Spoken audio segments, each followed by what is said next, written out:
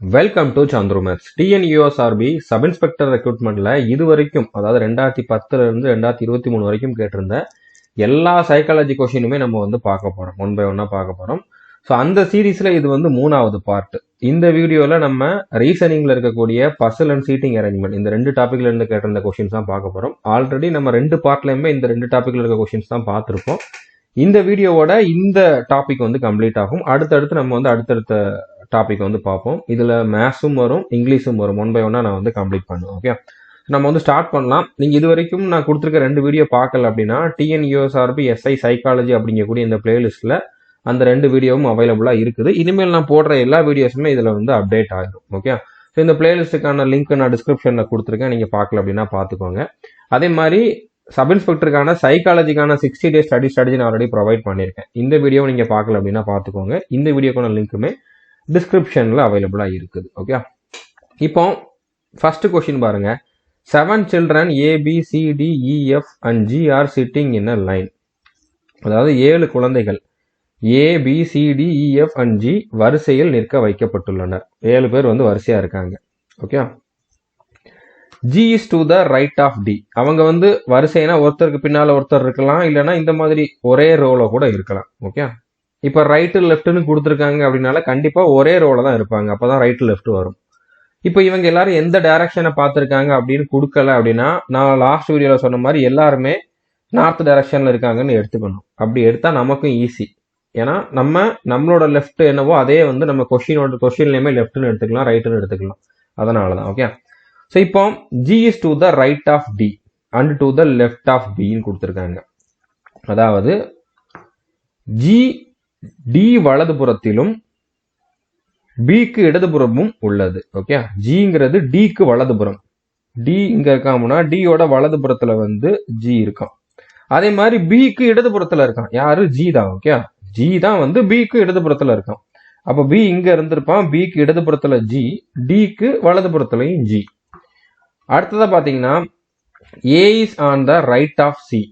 இப்போ இது வரைக்கும் நம்மளுக்கு ஏங்கிற பாயிண்ட் வரல, சியும் வரல. பட் இருந்தாலும் தனியா நம்ம நோட் பண்ணிக்கலாம். ஏ சியின் வலதுபுறம் உள்ளது. சியுடைய வலதுபுறத்துல ஏ. ஓகே, வலதுபுறம்னா நம்மளுக்கு வலதுபுறம் எதுவோ அதே மாதிரி நம்ம எடுத்துக்கலாம். A and D have one child between them. அதாவது ஏக்கும் டிக்கும் இடையில் ஒரு குழந்தை உள்ளது. ஓகே, இப்போ ஏ இங்க இருக்கான், ஏக்கும் டிக்கும் நடுவில் ஒருத்தர் இருக்கான்னு சொல்லியிருக்காங்க. இப்போ டி இங்க ஆல்ரெடி இருக்கான். இங்க அந்த நடுவில் இருக்கவன் ஜியா இருந்தா இங்க நம்ம ஏ போட முடியுமா? போட முடியாது. அதாவது ஏவும் டிக்கும் நடுவுல ஒருத்தன் இருக்கான். ஸோ ஏ இங்க இருக்கலாம், இல்லைன்னா டி கூட இங்க இருக்கலாம், ஏ இங்க கூட இருக்கலாம், மாறி மாறி கூட இருக்கலாம். ஓகே, அதாவது ஏக்கும் டிக்கும் நடுவில் ஒருத்தன் இருக்கான்னா என்ன அர்த்தம்?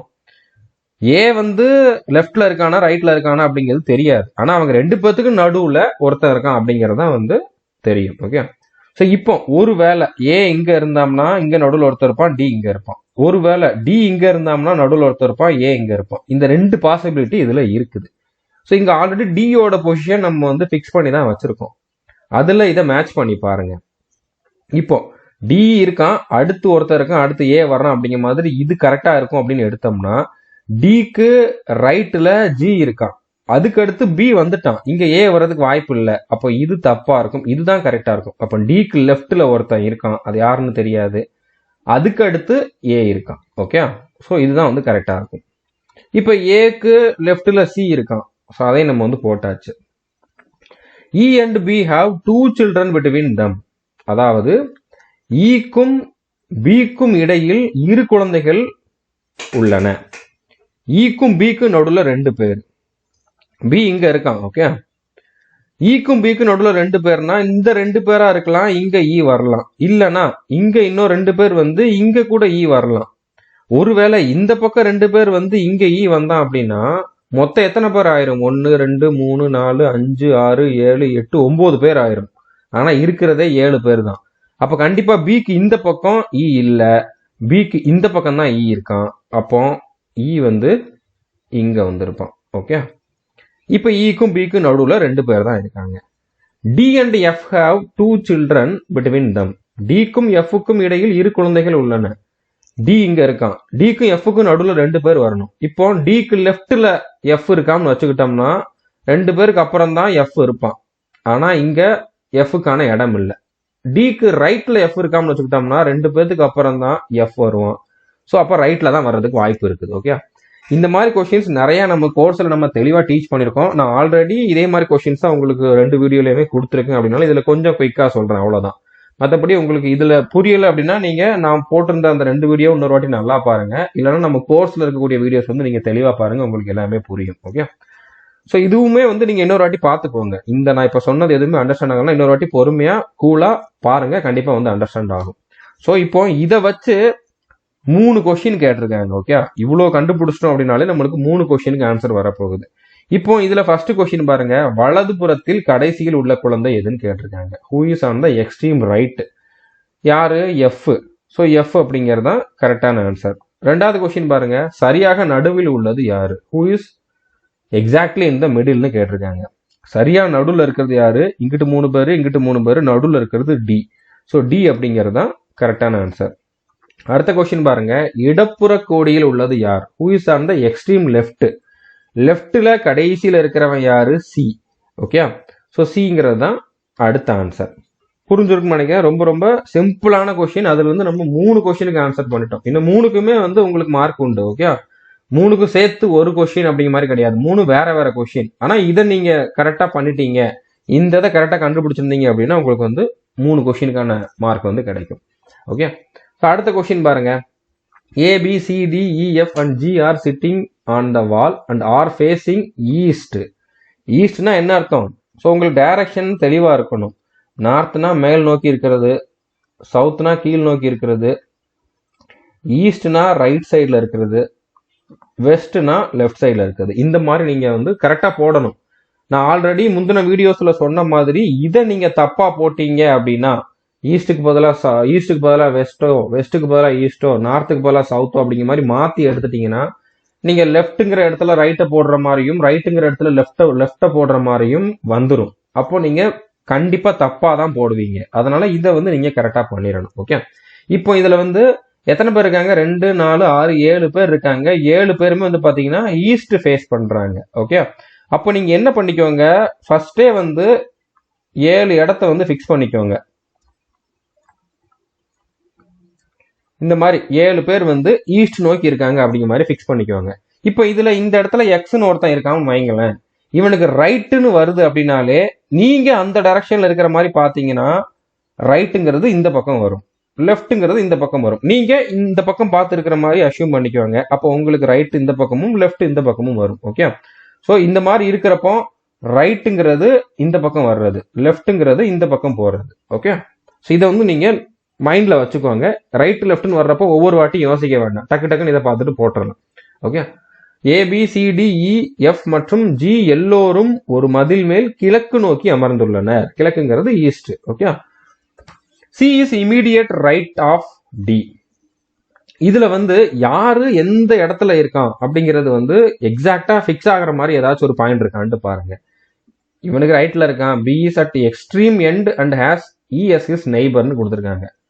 அதாவது B வரிசையின் கோடியில் E இன் பக்கத்தில் அமர்ந்திருக்கிறார் அப்படின்னு சொல்லியிருக்காங்க. ஆனா அது எந்த எண்டு அப்படிங்கிற மாதிரி தெரியாது. அடுத்து இங்க ஒரு பாயிண்ட் இருக்கு, D is sitting third from the south end. Okay, D is sitting third from the south end. இதை வந்து நம்ம ஸ்டார்டிங் பாயிண்டா எடுக்கலாம்.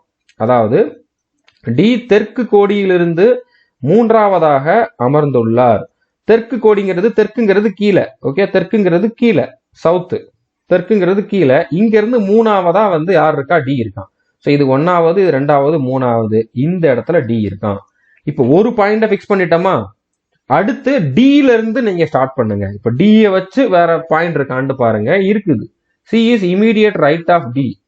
அதாவது சி டி இன் பக்கத்தில் வலதுபுறமாக அமர்ந்துள்ளார். டிக்கு வலதுபுறம்னா ரைட்னா கீழே வரணும். ஓகே, இங்க யார் இருக்கிறாங்க? சி இருக்கான். ஓகே, இப்ப 2 பேரோட பொசிஷன் பிக்ஸ் பண்ணிட்டோம். இப்போ சியை வச்சோ டியை வச்சோ வேற பாயிண்ட் இருக்கான்னு பாருங்க. இல்ல, வேற பாயிண்ட் இல்ல. ஸோ இப்போ நீங்க வந்து மற்றதை எழுதிக்கோங்க. எழுதிட்டு எங்க பிக்ஸ் பண்ண முடியும் அப்படிங்கிற மாதிரி பாருங்க.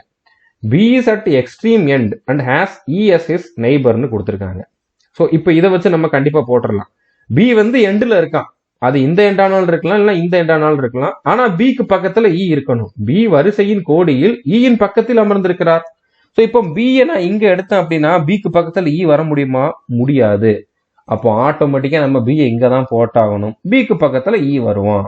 ஓகே, அப்ப இந்த பாயிண்ட் வந்து நம்மளுக்கு முடிஞ்சிருச்சு. அடுத்து G is between E and F. G ஈக்கும் எஃப்க்கும் நடுவில் அமர்ந்துள்ளார்.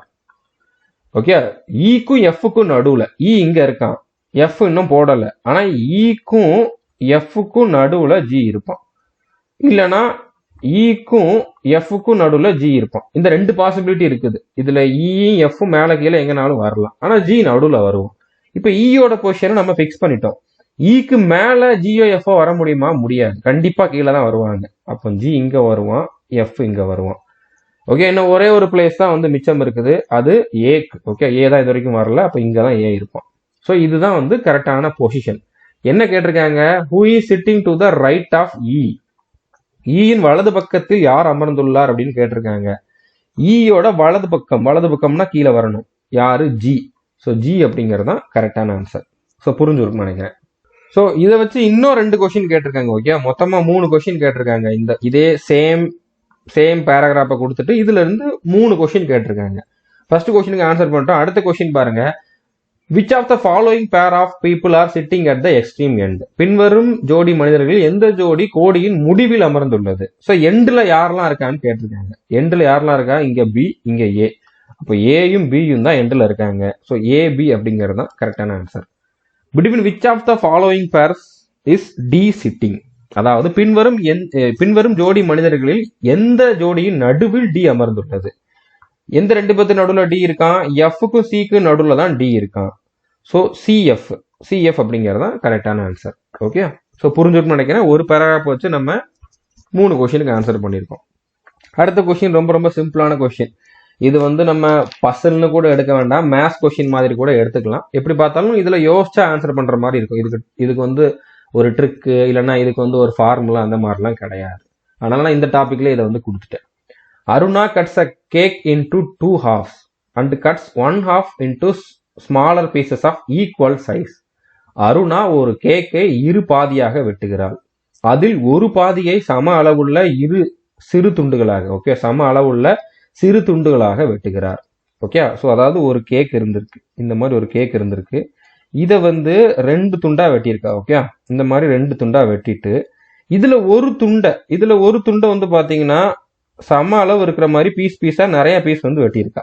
ஓகே, இன்னொரு துண்டு வந்து அப்படியே தான் இருக்குது. ஃபர்ஸ்ட் இதை வந்து எக்ஸாக்டா நடுவுல கட் பண்றா. ஓகே, எக்ஸாக்டா 2ஆ கட் பண்றா, பாதியா.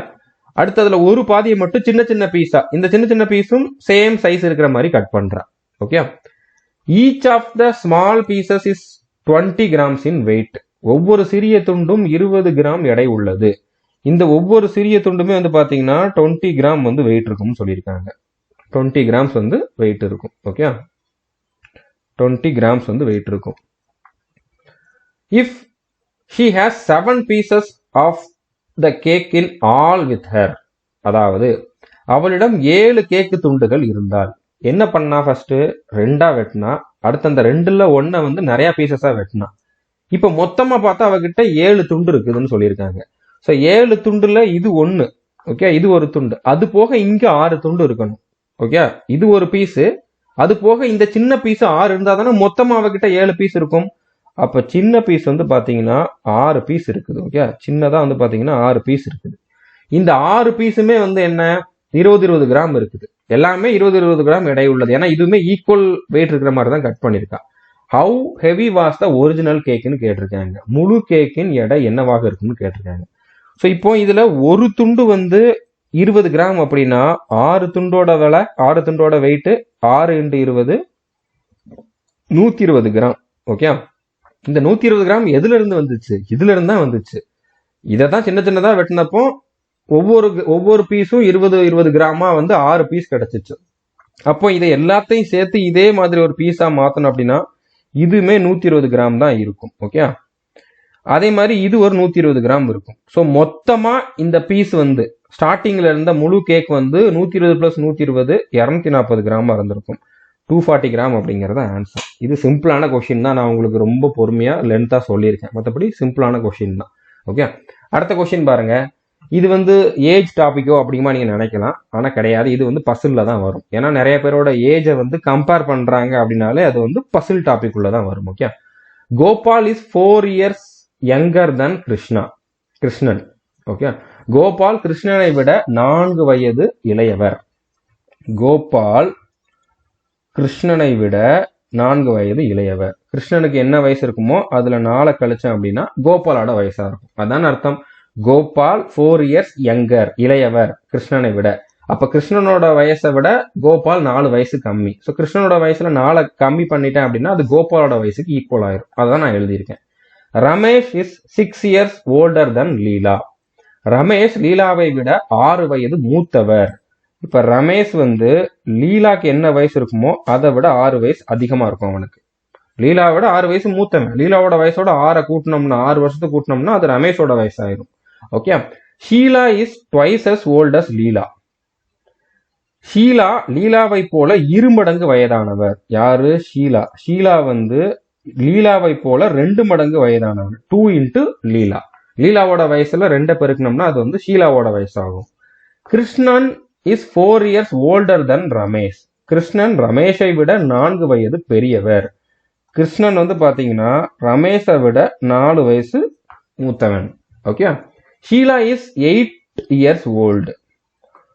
ஷீலாவின் வயது 8 வருடங்கள்னு சொல்லிட்டாங்க. ஸோ ஷீலாவோட வயசு 8ன்னு எக்ஸாக்டா அவளோட ஏஜை வந்து சொல்லிட்டாங்க. ஸோ அப்ப நம்ம இதை வச்சுதான் மற்றவங்களோட ஏஜை கண்டுபிடிக்க போறோம். Who two are of the same age, அதாவது எந்த இருவருக்கு ஒரே வயசு இருக்குன்னு கேட்டிருக்காங்க. இப்ப ஷீலாவோட வயசு 8னா இங்க போட்டோம் அப்படின்னா லீலாவோட வயசு என்னவா இருக்கும்? லீலாவோட வயசு இந்த 2 இங்க போறப்போ ஷீலா by 2ன்னு போகுமா, இங்க டிவைட் ஆகும். ஷீலாவோட வயசு 8, 8/2 4. ஸோ லீலாவோட வயசு 4. ஓகே, இப்ப லீலாவோட வயசு தெரிஞ்சிருச்சுன்னா நம்ம இந்த இடத்துல ரமேஷோட வயசை கண்டுபிடிக்க முடியும். ரமேஷோட வயசு வந்து என்னது? லீலாவோடது 4 + 6 10. இப்ப ரமேஷோட வயசு தெரிஞ்சிருச்சுன்னா நம்ம கிருஷ்ணனோட வயசை கண்டுபிடிக்க முடியும். ஸோ அப்ப கிருஷ்ணனோட வயசு வந்து என்னது? ரமேஷோடது 10 + 4 14. கிருஷ்ணனோட வயசு தெரிஞ்சிருச்சுன்னா நம்ம கோபாலோட வயசை கண்டுபிடிக்க முடியும். ஸோ அப்போ கோபாலோட வயசு வந்து என்னது? கிருஷ்ணாவோடது 14 - 4 10. எந்த 2 பேர்த்துக்கு ஒரே வயசு இருக்குன்னு கேட்டிருக்காங்க. ஸோ இப்போ கோபாலுக்கு 10 வயசு, ரமேஷுக்கும் 10 வயசு, 2 பேருக்குமே ஒரே வயசு. அப்போ கோபால் மற்றும் ரமேஷ் அப்படிங்கிறது தான் கரெக்டான ஆன்சரா இருக்கும். ஓகே, ஸோ இதுவுமே வந்து சிம்பிளான கொஸ்டின் தான். அடுத்த கொஸ்டின் பாருங்க. Rashid is 3 years elder to Mahesh, who is the youngest but one among 5 boys. youngest but one அப்படின்னா என்ன அர்த்தம்னா அவன் தான் யங்கஸ்ட் கிடையாது. யங்கஸ்ட் யாரோ அதுக்கு மேல ஒருத்தன், கடைசில இருந்து பார்த்தா 2வது இடத்துல இருப்பான் அப்படிங்கிற மாதிரி அர்த்தம். அதாவது யங்கஸ்ட்ல 2வது அவன், அதுக்கப்புறமா இன்னொருத்தன் இருக்கான் அப்படிங்கிற மாதிரி அர்த்தம். ஓகே, கடைசிக்கு முந்தினவன் அப்படிங்கறதான் வந்து இந்த மாதிரி சொல்றாங்க. Youngest but one among 5 boys. அதாவது ரஷீத் மகேஷை விட 3 வயது மூத்தவர். மகேஷ் 5 சிறுவர்களில் 4வது இளையவர். ஸோ புரிஞ்சுக்கணும் நினைக்கிறேன், 4வது ஆள் அப்படிங்கிற மாதிரி சொல்லிட்டாங்க. ஓகே, ஸோ அப்ப என்ன அர்த்தம்? அவன் தான் வந்து கடைசிக்கு முந்தின ஆள் அப்படிங்கிற மாதிரி அர்த்தம். ஸோ இப்போ நான் வந்து நம்பர் போட்டுக்கிறேன். ஓகே, வயசுக்கு வந்து 1 2 3 4 5ன்னு போட்டுக்கிறேன். இங்க 1ங்கிறது அதிகமா வயசு இருக்கிறவன், 5ங்கிறது இருக்கிறதே கம்மியான வயசு இருக்கிறவன். இப்போ என்ன கொடுத்திருந்தாங்க? மகேஷ் 5 சிறுவர்களில் 4வது இளையவர்னு கொடுத்திருக்காங்க. ஓகே, அப்போ மகேஷ் வந்து இந்த இடத்துல இருப்பான். கரெக்ட் தானே? அடுத்து என்ன கொடுத்திருந்தாங்க? Rasheed is 3 years elder to Mahesh. Rasheed மகேஷை விட 3 வயது மூத்தவர். அதாவது ரஷீத் வந்து பாத்தீங்கன்னா மகேஷை விட 3 வயசு மூத்தவன். அப்ப இதுக்கு மேலதான் வந்து ரஷீத் வரப்போறான். ஓகே, அடுத்த point. Ahmed is in the middle. Ahmed நடுமத்தியில் இருக்கிறார். மொத்தம் 5. அப்ப நடுமத்தினா இந்த 3வதா தான் இருக்கும். அதுக்கு மேல 2 கீழே 2. அப்ப இதுதான் நடுமத்தியா இருக்கும். ஸோ யார் இருக்கிறா?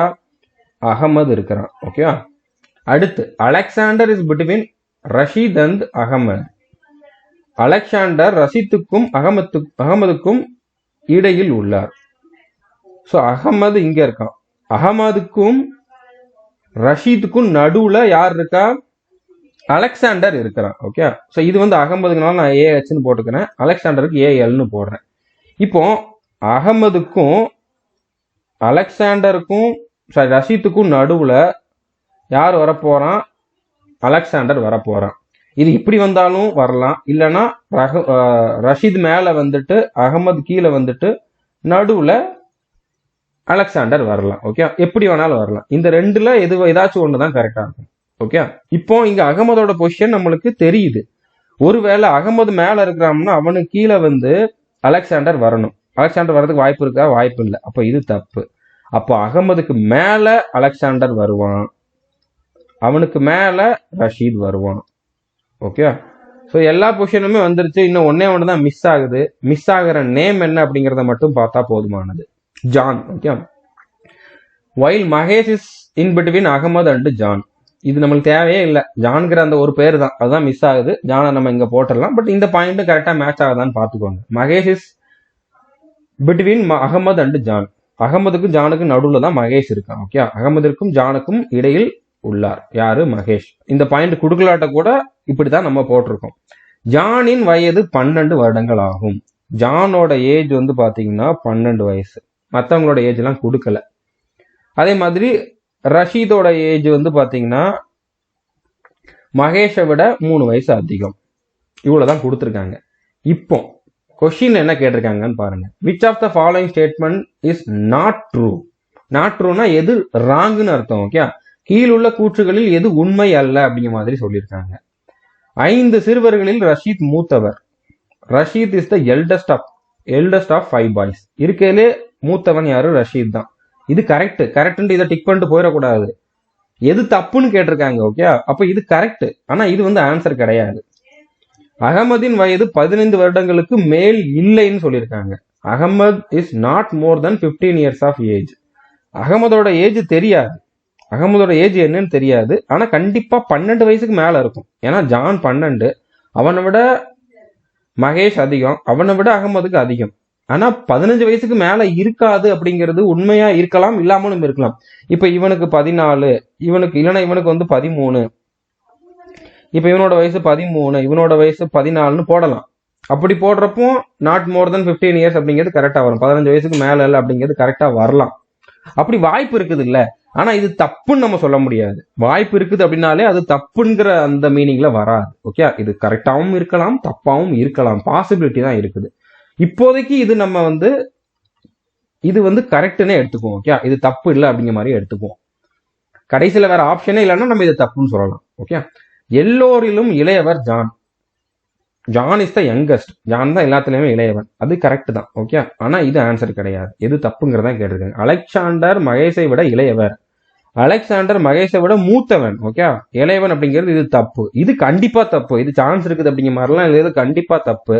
ஸோ அப்ப இதுதான் ஆன்சர். எது தப்புங்கிறதா கேட்டிருந்தாங்க. அப்ப இதுதான் ஆன்சர். ஸோ புரிஞ்சிருக்குன்னு நினைக்கிறேன். அடுத்த கொஸ்டின் பாருங்க. இது கொஞ்சம் வித்தியாசமான கொஸ்டின். நீங்க யோசிச்சாதான் ஆன்சர் பண்ண முடியும். Okay, A, B, C and D play a game of cards. A says to B, if I give you 8 cards, you will have as many as C has and I shall have 3 less than what C has. அதாவது A, B, C மற்றும் D seat விளையாடுகிறார்கள். A, B இடம் கூறுகிறார், நான் உங்களுக்கு 8 சீட்டுகள் கொடுத்தால் C ஐ போன்று அதே எண்ணிக்கையில் சீட்டுகளும் நான் உங்களை விட 3 சீட்டுகள் குறைவாகவும் பெற்றிருப்பேன். ஸோ அதாவது ஸ்டார்டிங்ல இவங்க 4 பேர்கிட்டையும் ஒரு குறிப்பிட்ட எண்ணிக்கையிலான சீட்டுகள் இருக்குது. நான் உனக்கு ஒருவேளை இத்தனைய கொடுத்தோம்னா, அப்படி கொடுத்ததுக்கு அப்புறம் எனக்கும் அவனுக்கும் இந்த மாதிரி இருக்கும், உனக்கும் எனக்கும் இந்த மாதிரி இருக்கும் அப்படிங்கிற மாதிரி கம்பேர் பண்றாங்க. அப்ப நம்ம ஃபர்ஸ்ட் என்ன பண்ணிக்கணும்? இவங்க 4 பேருமே குறிப்பிட்ட நம்பர் ஆஃப் சீட்டு வந்து வச்சிருக்காங்க அப்படிங்கிற மாதிரி எடுத்துக்கணும். ஓகே, ஸோ ஏக்கு வந்து ஏ நம்பர் ஆஃப் சீட்ஸ் இருக்குது, பி கிட்ட பி நம்பர் ஆஃப் சீட்டுகள் இருக்குது. ஓகே, கார்ட்ஸ் இருக்குது. சிக்கு வந்து சி நம்பர் ஆஃப் கார்ட்ஸ் வந்து இருக்குது. டி கிட்ட டி நம்பர் ஆஃப் கார்ட்ஸ் இருக்குதுன்னு வச்சுக்கோங்க. ஓகே, இது ஏட்ட இருக்க கார்டுகளோட எண்ணிக்கை எத்தனை எக்ஸாக்டா தெரியாது. அதனால இவங்கிட்ட இருக்கக்கூடிய கார்டோட எண்ணிக்கை ஏன்னு எடுத்துக்கிறேன். இவன்கிட்ட பி, இவன்கிட்ட சி, இவன்கிட்ட டின்னு எடுத்துக்கிறேன். இப்போ என்ன சொல்றான்ட்டு பாருங்க. A says to B. A B கிட்ட சொல்றான், if I give you 8 cards. அதாவது ஏ வந்து பிக்கு 8 கார்டு கொடுத்தா, ஏ வந்து நான் உங்களுக்கு ஏ வந்து பீட்ட சொல்றான், நான்கிறது இங்க ஏ தான். நான் உங்களுக்கு 8 சீட்டுகள் கொடுத்தால். ஸோ அப்போ ஏ வந்து 8 கொடுக்குறான் அப்படின்னா இப்போ ஃபர்ஸ்ட் கண்டிஷன் என்ன மாதிரி மாறிடும், ஏ கிட்ட இருந்து 8 கம்மி ஆயிரும். யாருக்கு கொடுக்குறான், பிக்கு கொடுக்குறான். அப்போ பி கிட்ட ஆல்ரெடி இருந்ததுல 8 அதிகமாயிரும். ஓகே. ஸோ மற்ற இவங்க 2 பேர்கிட்டையும் எந்த சேஞ்சஸும் இல்லை. இவன்ட்டு அதே சி தான் இருக்கும், இவன்ட்டு அதே டி தான் இருக்கும். இப்போ இந்த ஃபர்ஸ்ட் கண்டிஷன் இப்படி நடந்திருந்தா அப்படின்னு சொல்ற கண்டிஷன். ஓகே, நான் உங்ககிட்ட ஒருவேளை 8 கொடுத்தேன்னா என்ன ஆயிருக்கும், you will have as many as C has and I have 3 less than what C has. அதாவது ஏ பியிடம் கூறுகிறார், நான் உங்களுக்கு 8 சீட்டுகள் கொடுத்தால் சிஐ போன்று அதே எண்ணிக்கையில் சீட்டுகளும் நான் உங்களை விட 3 சீட்டுகள் குறைவாகவும் பெற்றிருப்பேன். தமிழ்ல மறுபடியும் தப்பா கொடுத்துருக்காங்க நிறைய இடத்துல. நான் இது 3வது தப்பு பார்க்குறேன். ஓகே, 3வது வீடியோல ஒவ்வொரு வீடியோல ஒரு தப்பு வந்து கண்டுபிடிக்கிறேன். இது வந்து 3வது தப்பு. இங்கிலீஷ்ல தெளிவா கொடுத்துருக்காங்க. ஓகே, உங்களுக்கு எப்பெல்லாம் கன்ஃபியூஷன் வருதோ அப்பெல்லாம் நீங்க இங்கிலீஷ் கொஸ்டினை பாருங்க, அது கரெக்டா இருக்கும். இப்போ கொடுக்கறது யாரு, A. If I give you 8 cards, பிக்கு கொடுக்குறான். யூ வில் ஹேவ், யூங்கிறது இங்க பியை குறிக்குது, இங்க பியை குறிக்குது. B will have as many as C. B கிட்ட சீட்டை எவ்வளவு இருக்குமோ அத்தனை கார்டு இருக்கும். அதுதான் இங்க கொடுத்திருக்க மீனிங். ஆனா இங்க என்னது கொடுத்திருக்காங்க, கொடுத்தால் சிஐ போன்றுன்னு கொடுத்துட்டாங்க. சிஐ போன்றுனா யாருக்கு சிஐ போன்று இருக்கும், எதுவுமே சொல்லல. அதே எண்ணிக்கையில் சீட்டுகளும், சிஐ போன்ற அதே எண்ணிக்கையில் சீட்டுகளும் யாருக்கிட்ட இருக்கும், நான் உங்களை விட 8 சீட்டுகள் குறைவாக பெற்றிருப்பேன். இது ஓகே. சிஐ போன்ற அதே எண்ணிக்கையான சீட்டுகள் யாருக்கிட்ட இருக்கும் சொல்லல. ஓகே, ஸோ தமிழ்ல தப்பா கொடுத்துருக்காங்க, இங்கிலீஷ்ல கரெக்டா கொடுத்துருக்காங்க. B will have as many as C. So B கிட்ட சீட்டு எவ்வளவு இருக்குமோ அத்தனை கார்டுகள் இருக்கும். இப்ப இந்த இதை தான் பார்க்கணும். ஸோ இந்த மாதிரி நடந்தா இதுவும் இதுவும் ஈக்குவலா இருக்கும் அப்படிங்கறதான் சொல்லியிருக்காங்க. அப்போ C is equal to B plus 8. அடுத்து இன்னொன்னு, I have 3 less than what C has. அதாவது நான் உங்களை விட 3 சீட்டுகள் குறைவாகவும் பெற்றிருப்பேன். மறுபடியும் தப்பு. Okay, I shall have 3 less than what C has. சீட்டை எவ்வளவு இருக்குமோ அதை விட என்கிட்ட 3 கம்மியா இருக்கும்னு இங்க சொல்லிட்டு, இங்க வந்து பாருங்க, நான் உங்களை விட 3 சீட்டுகள் குறைவாக பெற்றிருப்பேன் அப்படின்னு சொல்லி இங்க மீனிங்கே தப்பா சொல்லிட்டாங்க. இங்க பிஏ விடன்னு சொல்லியிருக்காங்க. அப்ப இங்கே மிஸ் மேட்ச் ஆகுது. கண்டிப்பா இங்கிலீஷ்ல இருக்கதான் கரெக்டா இருக்கும். அப்படியே கூகுள் டிரான்ஸ்லேட்டர்ல போட்டா இப்படிதான் முன்ன பின்ன வரும். அந்த மாதிரி போட்டு கொடுத்த மாதிரி தான் இது தெரியுது. ஸோ அப்போ இதை நம்ம கரெக்ட்னு எடுப்போம். ஓகே, இங்கிலீஷ்ல இருக்கிறத கரெக்ட்னு எடுத்தோம் அப்படின்னா என்கிட்ட, அதாவது ஏ கிட்ட வந்து பாத்தீங்கன்னா சியை விட 3 கார்டு கம்மியா இருக்கும். ஓகே, இந்த இதை பார்க்கணும். சியை விட 3 கார்டு கம்மியா இருக்கும். இது ரெண்டையும் கம்பேர் பண்ணி பார்த்தா சீட்டு இருக்கிறத விட ஏ கிட்ட 3 கார்டு கம்மியா இருக்கும். அப்போ ஏ மைனஸ் 8 வந்து சில இருக்கிறத விட 3 கம்மியா இருந்தா என்னவா இருக்குமோ அதுக்கு ஈக்குவலா இருக்கும். ஓகே, ஸோ புரிஞ்சிருக்கும்னு நினைக்கிறேன். இப்போ இதை கம்பேர் பண்ணி நம்ம வந்து ஒரு ஈக்குவேஷன் மாதிரி கூட கொண்டு வரலாம். ஓகே, பட் இருந்தாலும் மொத்தமா முடிச்சுக்கலாம், மொத்தமா எல்லாத்தையும் பார்த்துட்டு கூட பார்க்கலாம். ஓகே, இப்போ 2வது condition, also if I take 6 cards from C. இது 2வது கண்டிஷன். ஓகே, இது 2வது கண்டிஷன். நான் சி இடமிருந்து 6 சீட்டுகளை எடுத்துக்கொண்டால், யாரு, ஏ தான். நான் வந்து சீட் இருந்து 6 எடுக்கிறேன் அப்படின்னா அப்ப சீட்டு ஆல்ரெடி இருந்ததை விட 6 கம்மியாகும். யார் எடுக்கிறா, ஏ தான் எடுக்கிறான். இங்க இருந்து தான் பார்க்கணும், மறுபடியும் இங்க இருந்து பார்க்க கூடாது, இந்த கண்டிஷன்ல இருந்து தான் பார்க்கணும். ஸோ சீட் இருந்து இவன் 6 எடுக்கிறான்னா இவன்கிட்ட ஏ பிளஸ் 6 மாறும். மற்ற 2 பேருக்கும் எந்த சேஞ்சுமே இருக்காது, பி டியா தான் இருக்கும். Okay, if I take 6 cards from C I shall have twice as many as D has. அதாவது நான் சி இடமிருந்து 6 சீட்டுகளை எடுத்துக்கொண்டால் நான் டிஐ போல 2 மடங்கு சீட்டுகள் வைத்திருப்பேன். நான்கிறது இங்க யாரு, ஏ. ஏ வந்து டிட்ட எவ்வளவு இருக்குதோ, ஏங்கிறது இப்போ ஏ பிளஸ் 6 வச்சிருக்கான். ஓகே, ஏ பிளஸ் 6 வச்சிருக்கான். இது வந்து பாத்தீங்கன்னா டிட்ட இருக்கிறதுல 2 மடங்கு 2டியா வந்து இருக்கும் அப்படிங்கிற மாதிரி சொல்லியிருக்காங்க. ஓகே, அடுத்து if B and D together have 50 cards how many cards has A got. இது அடுத்த கண்டிஷன். ஓகே, இது வந்து அடுத்த கண்டிஷன் இல்லை, இதுதான் வந்து ஆக்சுவலா இருக்கிறது. இதுதான் ஆக்சுவலா இருக்கிறது. பியும் டியும் சேர்ந்து மொத்தமாக 50 சீட்டுகள் வைத்திருந்தால் ஏ இடம் உள்ள சீட்டுகளின் எண்ணிக்கையை வந்து கேட்டிருக்காங்க. இப்போ பி பிளஸ் டி வந்து எத்தனைன்னு பாத்தீங்கன்னா 50. அப்ப ஏட்ட எத்தனை இருக்கும் அப்படிங்கிற மாதிரி கேட்டிருக்காங்க. இப்போ உங்ககிட்ட 4 சமன்பாடு இருக்குது. இதை கம்பேர் பண்ணி இந்த வேல்யூவை வச்சு நீங்க வந்து மற்ற எல்லாத்தோட வேல்யூவும் கண்டுபிடிக்கணும். இப்போ நம்மளுக்கு ஏட்ட எத்தனை இருக்கு அப்படிங்கிறதான் தெரியணும், பட் எல்லாத்தையுமே நம்ம இதை வச்சு கண்டுபிடிக்க முடியும். ஓகே, ஸோ இப்போ ஏ பிளஸ் 6 வந்து 2டியா, a plus 6 வந்து 2d. இதுல இருந்து a ஓட வேல்யூ வந்து என்ன மாதிரி இருக்கும், 2d minus 6 இருக்கும். இந்த plus 6 இங்க போறப்போ minus 6 மாறிடும். ஓகே, அடுத்ததா இந்த ரெண்டையும் கம்பேர் பண்றேன். ஓகே, இந்த ரெண்டையும் கம்பேர் பண்ணி என்ன பண்றேன், இப்போ இங்கேயும் சி இருக்குது, இங்கேயும் சி இருக்குதா. ஸோ இந்த சிக்கு பதிலா b plus 8 போடுறேன். இங்கேயும் சி இருக்குது, இங்கேயும் சி இருக்குது. சிக்கு பதிலா இங்க சி மைனஸ் 3 இருக்குது, இங்க சி இருக்குது. இங்க C is equal to 3 b plus 8 இருக்குது. அந்த b plus 8 இங்க சி இருக்கிற இடத்துல என்னால போட முடியும் தானே. அதாவது a minus 8 is equal to b plus 8 minus 3 போட முடியும் தானே. அதாவது நான் என்ன பண்ணிருக்கேன், இந்த சியை இங்க போட்டிருக்கேன். ஏன்னா இது ரெண்டும் ஒரே இதுல வந்தது தான், இது ரெண்டும் ஒரே சமன்பாடு தான். ஓகே, ஒரே கண்டிஷன் வச்சு வந்தது, இது ரெண்டும் ஒரு கண்டிஷன் வச்சு வந்தது. அப்போ இது ரெண்டையும் கம்பேர் பண்ணி இந்த மாதிரி கொண்டு வந்தேன், இது ரெண்டையும் கம்பேர் பண்ண போறேன் இனிமேல் தான். ஓகே, இப்போ இந்த இடத்துல இந்த பிளஸ் 8 இங்க போறப்போ இங்க மைனஸ் 8 இங்க போறப்போ பிளஸ் 8 மாறும். ஓகே, அப்போ 8 plus 8 16, 16ல 3 போனுச்சுன்னா 13 ஆகும். இந்த b வந்து இங்க வர்றப்போ மைனஸ்ல வரும், அதாவது a மைனஸ் b ஆகும். இந்த பிளஸ் பி இங்க மைனஸ் பி ஆகுது. இந்த 8 இங்க போறப்போ பிளஸ் 8 ஆகும். 8 plus 8 16, 16ல 3 போனுச்சுன்னா 13. ஓகே, இது ஒரு சமன்பாடு. Okay, a minus B is equal to 13 அப்படிங்கிற மாதிரி வச்சுக்கோங்க. இப்போ a ஓட வேல்யூ 2d மைனஸ் 6, அதை இங்க கொண்டு வாங்க. ஓகே, ஏக்கு பதிலாக 2d மைனஸ் 6 அப்படிங்கிறத போட்டிங்கன்னா 2d மைனஸ் 6 அடுத்ததா minus B is equal to 13 வந்திருக்கும். இந்த மைனஸ் 6 இங்க போறப்போ பிளஸ் 6 ஆகும். அப்போ 13 plus 3 19 ஆகும். 2d மைனஸ் பி வந்து பாத்தீங்கன்னா 19. அதே மாதிரி b பிளஸ் டி வந்து 50ன்னு இருக்குது. ஓகே, அதை நான் வந்து d பிளஸ் பின்னு சொல்லலாம் தானே. b பிளஸ் டியை d பிளஸ் பின்னு சொல்லலாம். அது வந்து என்ன மாதிரி இருக்குது, 50ன்னு இருக்குது. ஸோ இப்போ இந்த ரெண்டு சமன்பாடை எடுக்கிறேன். ஓகே, இது ஃபர்ஸ்ட் சமன்பாடு, இது வந்து ரெண்டாவது சமன்பாடுன்னு வச்சுக்கிறேன். இந்த ரெண்டையும் கம்பேர் பண்றப்போ பியும் பியும் கேன்சல் ஆகும். அப்படியே கூட்டினோம்னா 3dன்னு வந்திருக்கும். 2d plus d 3d, 3dயோட value வந்து 69ன்னு வந்திருக்கும். இப்போ இதை 3ஆல கேன்சல் பண்ண அப்படின்னா 23ன்னு வந்திருக்கும். So டியோட value 23. டி 23 என்கிட்ட என்ன கேட்டிருக்காங்க, ஏ தான் கேட்டிருக்காங்க. A equal to 2d minus 6. அப்போ ஏ ஈக்குவல் டு 2 இன்ட்டு டியோட வேல்யூ 23 மைனஸ் 6. 2 இன்ட்டு 23 வந்து பார்த்தீங்கன்னா 46. 46 மைனஸ் 6 வந்து பார்த்தீங்கன்னா 40. ஸோ 40 அப்படிங்கிறது தான் கரெக்டான ஆன்சராக இருக்கும். ஸோ புரிஞ்சுருக்குன்னு நினைக்கிறேன். இது ஒரு சிலருக்கு கன்ஃபியூஸ் ஆகிற மாதிரி இருந்திருக்கலாம். இது கொஞ்சம் மேத்ஸ் மாதிரி தான் வந்திருக்கு. ஓகே, கொஞ்சம் டிஃபிகல்ட்டான கொஸ்டின் தான். ஆல்ரெடி இது கேட்டிருக்காங்க. ஓகே, இந்த மாதிரி 2 கண்டிஷன் கொடுத்துருக்காங்க. 2 வச்சு நம்ம வந்து ஒரு 4 சமன்பாடு கொண்டு வந்தோம்.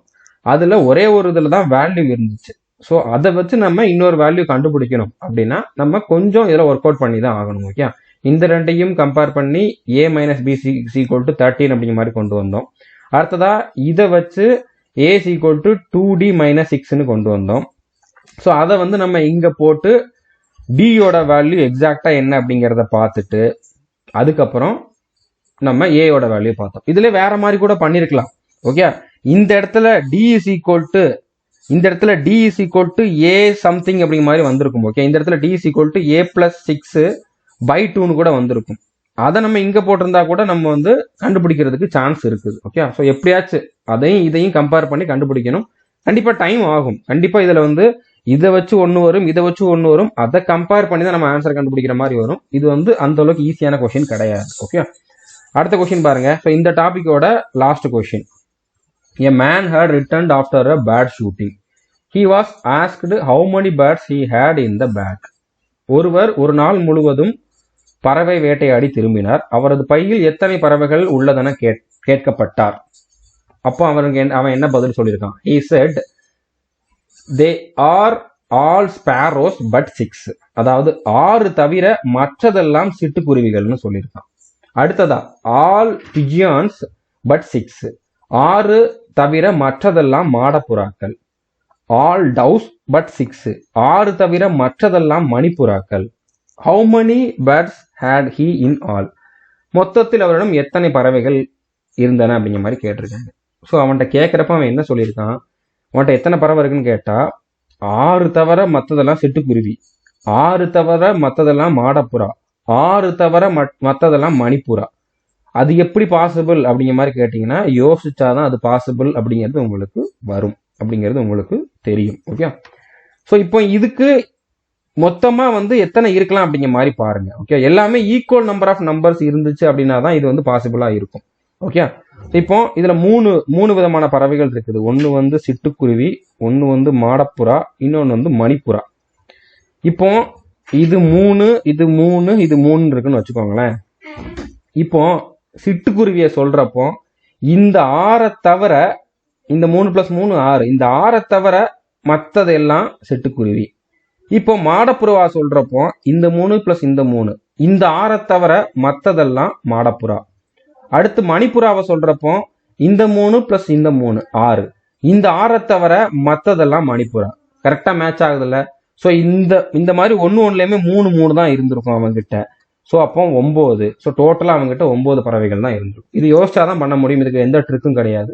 இது இப்படிதான் இருக்கலாம் அப்படிங்கிற மாதிரி நீங்க யோசிச்சாதான் பண்ண முடியும். ஓகே, ஸோ புரிஞ்சிருக்குன்னு நினைக்கிறேன். கண்டிப்பா இந்த சீரீஸ் வந்து உங்களுக்கு யூஸ்ஃபுல்லா இருக்குன்னு தான் நம்புறேன். பட் நான் எக்ஸ்பெக்ட் பண்ண அளவுக்கு இதுல வந்து நிறைய பேர் வந்து இன்னும் ஃபாலோ பண்ணல. அதுக்கு காரணம் இந்த மாதிரி எக்ஸாமுக்கு நம்ம வந்து டீச் பண்றோம் அப்படிங்கிறது இன்னும் நிறைய பேருக்கு தெரியல. ஏன்னா நம்ம இது வரைக்கும் எஸ்எஸ்சி, ரயில்வே அந்த மாதிரி சென்ட்ரல் கவர்மெண்ட் எக்ஸாமுக்கு தான் பண்ணிக்கிட்டு இருந்தோம். இப்போதான் ஃபர்ஸ்ட் டைம் நம்ம வந்து டிஎன்யூஎஸ்ஆர்பிக்கு வந்து பண்றோம். அதுவும் இந்த அளவுக்கு ஃபுல்லா வந்து இதுக்காக நம்ம நிறைய வீடியோஸ் கொடுக்குறோம் அப்படிங்கறதுனால முடிஞ்ச அளவு இந்த சீரீஸ் வந்து நீங்க மற்றவங்களோட ஷேர் பண்ணுங்க. இது வரைக்கும் நம்ம சேனலை நீங்க சப்ஸ்கிரைப் பண்ணல அப்படின்னா சப்ஸ்கிரைப் பண்ணிட்டு பெல் ஐக்கனை கிளிக் பண்ணி வச்சுக்கோங்க. கண்டிப்பா எல்லா டாபிக்குமே இது வரைக்கும் கேட்டிருந்த எல்லா சைக்காலஜி கொஸ்டின்ஸுமே வந்து நான் வந்து யூடியூப்ல ஃப்ரீயாவே கொடுத்துருவேன். ஸோ அது வரைக்கும் நீங்க வந்து நம்ம சேனலை ரெகுலரா ஃபாலோ பண்ணுங்க. All the best. தேங்க்யூ.